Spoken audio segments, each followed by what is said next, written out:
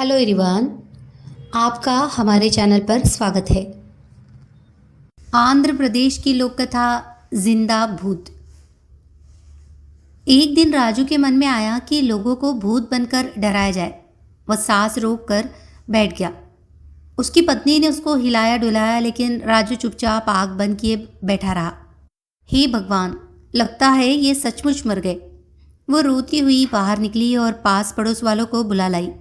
राजू उसी तरह बिना सांस लिए, बिना हिले डुले बैठा था। पड़ोसियों ने समझा कि राजू मर गया है, अब इसका दाह संस्कार करना चाहिए, वे बोले। वे राजू को लेकर नदी किनारे गए।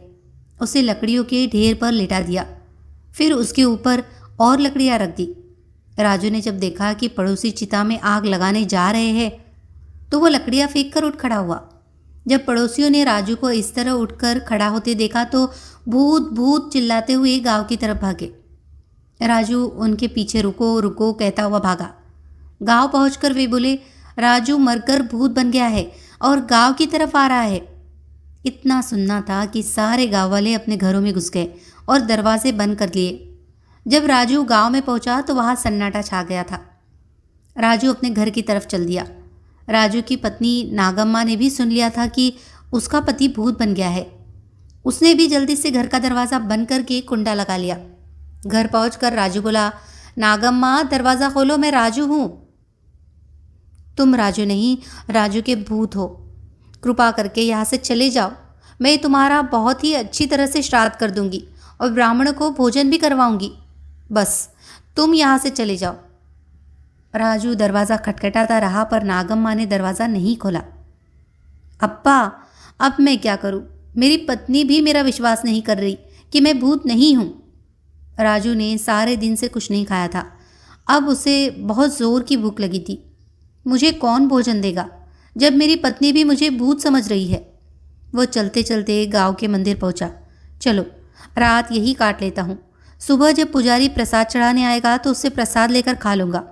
राजू मूर्ति के पीछे छिपकर बैठ गया और पुजारी की प्रतीक्षा करने लगा। रात बीती, सुबह हुई। गांव वालों ने धीरे से दरवाजे खोले और बाहर झांका। राजू का भूत कहीं दिखाई नहीं दिया। सब लोग घरों से बाहर आ गए और अपने काम धंधों में लग गए। पुजारी भी प्रसाद बनाने लगा। प्रसाद बनाया, बड़े बनाए, लड्डू बनाए। फिर सारा प्रसाद एक थाली में सजाकर मंदिर की तरफ चल दिया। मंदिर में पहुंचकर उसने प्रसाद की थाली एक ओर रख दी। फिर कुएं से बाल्टी निकाली और मंदिर धोने लगा। तभी राजू मूर्ति के पीछे से निकला और बोला, स्वामी, आज आपने बड़ी देर कर दी। मैं कब से आपकी प्रतीक्षा कर रहा हूँ। इतना सुनना था कि पुजारी बाल्टी पटक कर गांव की तरफ भागा। उसके पीछे पीछे राजू स्वामी स्वामी कहता हुआ। गांव वालों ने जब राजू को पुजारी के पीछे आते देखा तो फिर से घरों में घुस गए और दरवाजे बंद कर लिए। राजू एक बार फिर अपने घर गया, लेकिन नागम्मा ने दरवाज़ा नहीं खोला। राजू मंदिर में लौट आया और पुजारी जो प्रसाद लाया था उसे खाकर अपनी भूख मिटाई। पेट भर जाने के बाद राजू ने अपनी तरफ देखा। उसकी वेष्टी फट गई थी, शरीर धूल मिट्टी से सना था, बाल बिखरे थे। लोग ठीक ही मुझे भूत समझते हैं, मेरी हालत तो देखो, वो बोला। सबसे पहले रमैया धोबी से साफ कपड़े मांग कर पहनना होगा। ऐसा सोचकर राजू नदी किनारे पहुंचा। रमैया धोबी अभी आया नहीं था। राजू कपड़े धोने की भट्टी में छिपकर बैठ गया। उस दिन राजा का कोतवाल घोड़े पर बैठकर गांव का निरीक्षण करने आया था। उसने देखा कि गांव वाले बजाय अपना काम धंधा करने के घरों में बैठे हैं। उसने दरवाज़ा खटखटाकर गांव वालों को बाहर बुलाया और पूछा, काम धंधे के समय तुम लोग घरों में क्यों बैठे हो? राजू चरवाहा मरकर भूत बन गया है और गांव में घूम रहा है, उसके डर से हम घरों में बैठे हैं। गांव वालों ने उत्तर दिया, कोई भूत वूत नहीं होता, चलो सब लोग अपना अपना काम शुरू करो, कोतवाल ने डांटा। सब लोग एक बार फिर घरों से निकलकर अपने अपने काम पर लग गए। रमैया धोबी भी घाट की तरफ चल दिया। कोतवाल को अपने कपड़े धुलवाने थे, इसीलिए वो भी घोड़े पर सवार नदी की तरफ चल दिया। जैसे ही दोनों घाट पर पहुंचे, राजू भट्टी में उठकर खड़ा हो गया और बोला, अरे रमैया अप्पा, कहाँ थे अब तक? मैं कब से भट्टी में बैठा तुम्हारी प्रतीक्षा कर रहा हूँ। इतना सुनना था कि रमैया सिर पर पैर रखकर गांव की ओर भागा। कोतवाल भी सरपट घोड़ा दौड़ाता गांव के से दूसरी तरफ भागा। गांव वाले भी घरों में घुस गए।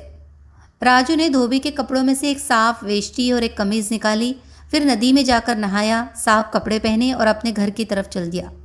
घर पहुंचकर उसने दरवाज़ा खटखटाया और बोला, नागम्मा दरवाज़ा खोलो, मैं भूत नहीं हूँ। अरे जब मैं मरा ही नहीं तो भूत कैसे बन सकता हूँ? हमने तुम्हें मरा हुआ देखा था, नागम्मा अंदर से बोली। न तुम सांस ले रहे थे न हिल डुल रहे थे।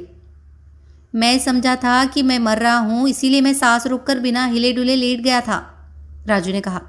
असल में एक यात्री ने मुझे एक सूत का धागा दिया था और कहा था जिस दिन यह धागा खो जाएगा उस समय मैं मरने वाला हूँ। तुम दरवाज़ा खोलकर देखो तो मैं मरा नहीं हूँ, जीवित हूँ। नागम्मा ने धीरे से दरवाज़ा खोला। राजू सामने नहाया धोया, साफ वेष्टी और कमीज पहने खड़ा था। ये भूत नहीं लग रहा, नागम्मा ने सोचा। फिर उसने हाथ बढ़ाकर राजू को छुआ और जोर से चिकोटी काटी। अप्पा, राजू चिल्लाया। नागम्मा समझ गई कि राजू भूत नहीं है।